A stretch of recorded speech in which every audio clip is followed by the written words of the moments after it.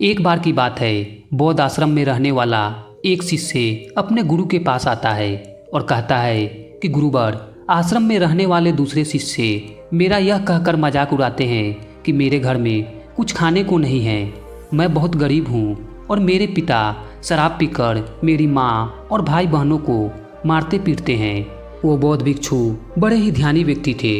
उन्होंने उस शिष्य की बात को बहुत ध्यान से सुनी और उससे पूछा, तुम्हारे सहपाठियों को ये बात कैसे पता चली कि तुम बहुत गरीब हो और तुम्हारे पिता मदिरा पान करके तुम्हारी माँ और भाई बहनों को मारते पीटते हैं? तो शिष्य ने कहा, मैं उनकी सहानुभूति पाने के लिए मैंने खुद ही उनको ये बात बताई थी। ये सुनकर गुरु ने कहा, फिर अगर तुम्हारा मित्र तुम्हारा मजाक उड़ाते हैं तो इसमें तुम्हारी ही गलती है। ये बातें तुम्हें अपने तक ही सीमित रखनी चाहिए थी।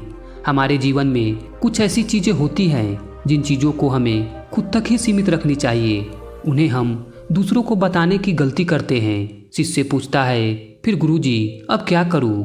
गुरुजी बोले, अब जो हो गया उसे बदला नहीं जा सकता, लेकिन आज मैं तुम्हें 5 ऐसी बातें बताता हूँ जिनके बारे में तुम्हें किसी को नहीं बताना, फिर चाहे वे तुम्हारे मित्र हो या सगे संबंधी हो। फिर शिष्य ने बड़े ही उत्सुकता से पूछा, बताइए गुरुजी, ऐसी कौन सी बातें हैं जिनके बारे में मुझे किसी से बात नहीं करनी? गुरु ने कहा, पहली बात जो तुम्हें किसी को नहीं बतानी वो है तुम्हारे जीवन के लक्ष्य और तुम्हारे सपने।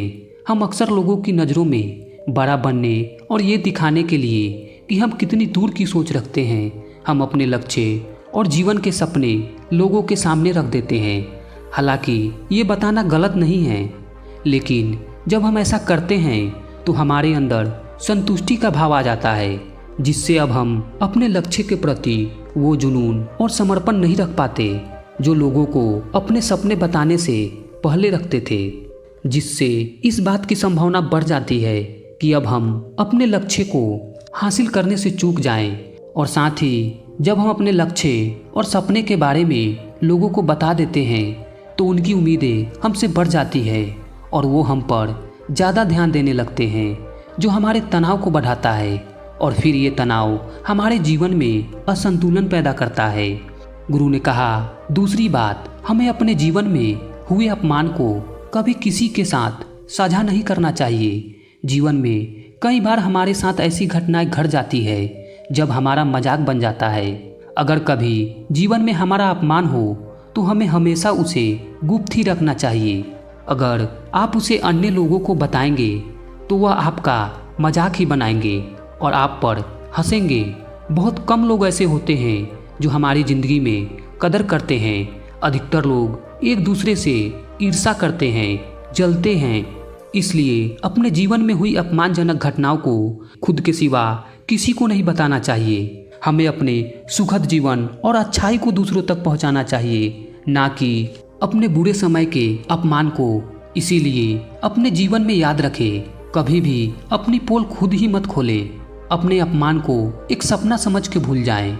गुरुजी कहते हैं, तीसरी बात, घर परिवार की गुप्त बातें अधिकतर घरों में इसलिए फूट नहीं पड़ती क्योंकि उन्होंने आपस में झगड़ा किया हो, बल्कि हमेशा बाहर वाला ही घर में झगड़ा पैदा कराता है। कहने का मतलब यह है कि जब हम घर की बातें बाहरी लोगों को बताने लग जाते हैं तो हमारे घर के छोटी से छोटी बात बाहर वालों को पता लगने लग जाती है।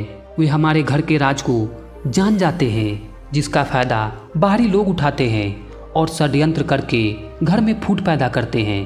कभी भी घर की बात बाहरी लोगों से करने से बचे, विशेषकर अपनी पत्नी के चरित्र की बातें कभी किसी इंसान के साथ साझा नहीं करनी चाहिए, क्योंकि पत्नी का सीधा संबंध पति के साथ होता है और पत्नी के अपमान का मतलब है पति का अपमान।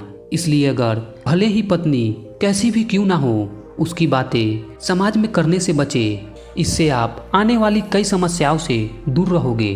गुरु कहते हैं, चौथी बात, मन का दुख। ये समस्या बहुत लोगों की होती है कि वे अपनी छोटी छोटी परेशानियों को भी हर किसी को बताने लग जाते हैं।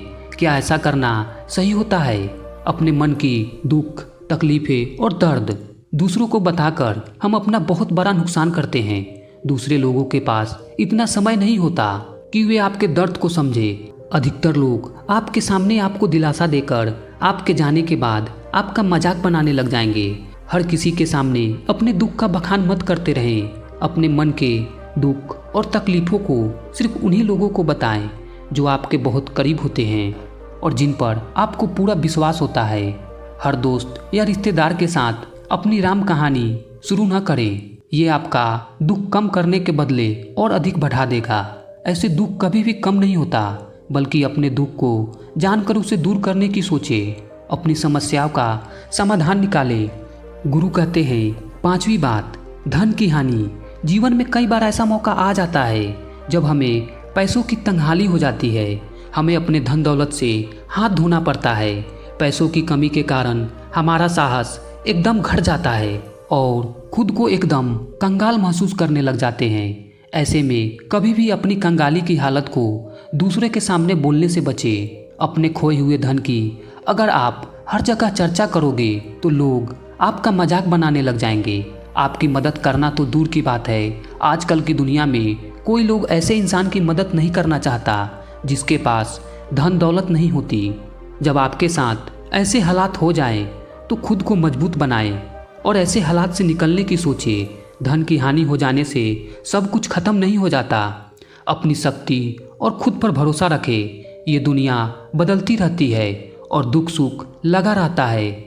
इसीलिए अपना सम्मान करें और दूसरे लोगों से इन बातों को बताने से बचें।